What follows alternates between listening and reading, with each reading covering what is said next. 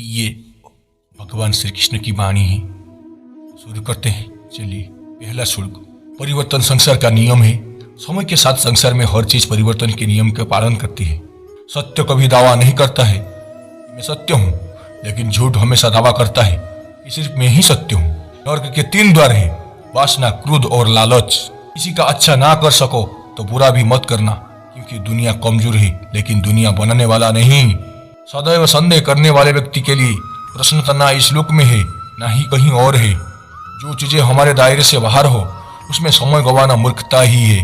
ना तो यह शरीर तुम्हारा है और ना ही तुम इस शरीर के मालिक हो। यह शरीर 5 तत्वों से बना है, आग, जल, वायु, पृथ्वी और आकाश। एक दिन ये शरीर इन्हीं 5 तत्वों में विलीन हो जाएगा। जिंदगी में हम कितने सही है और कितने गलत है यह केवल 2 लोग जानते हैं, एक परमात्मा और दूसरी हमारी अंतरात्मा। परिवर्तन ही संसार का नियम है। एक पल में हम करोड़ों की मालिक हो जाते हैं और दूसरे पल ही हम लगता है कि हमारे पास कुछ भी नहीं है। उससे भ्रम पैदा होता है, भ्रम से बुद्धि व्यग्र होती है। जब बुद्धि व्यग्र होती है तब तर्क नष्ट हो जाता है। जब तर्क नष्ट होता है तब व्यक्ति का पतन हो जाता है। जैसे अंधेरे में प्रकाश की ज्योति जगमगाती है, ठीक उसी प्रकार से सत्य की चमक भी कभी फीकी नहीं पड़ती। इसलिए व्यक्ति को सदैव सत्य के मार्ग पर चलना चाहिए। मनुष्य जिस रूप में ईश्वर को याद करता है, ईश्वर भी उसे उसी रूप में दर्शन देते हैं। अपने आप को भगवान के प्रति समर्पित कर दो, यही सबसे बड़ा सहारा है। जो कोई भी इस सहारे को पहचान गया है वो डर, चिंता और दुखों से आजाद रहता है। इंद्रियों की दुनिया में कल्पना सुखों की प्रथम शुरुआत है और अंत भी जो दुख को जन्म देता है। बुरे कर्म करने वाले सबसे नीच व्यक्ति जो राक्षसी प्रवृत्तियों से जुड़े हुए हैं और जिनकी बुद्धि माया ने हर ली है, वो मेरी पूजा या मुझे पाने का प्रयास नहीं करते। बुद्धिमान को अपनी चेतना को एकजुट करना चाहिए और फल के लिए इच्छा छोड़ देनी चाहिए।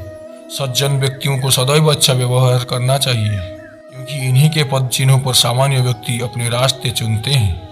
निर्माण केवल पहले से मौजूद चीजों का प्रक्षेपण है।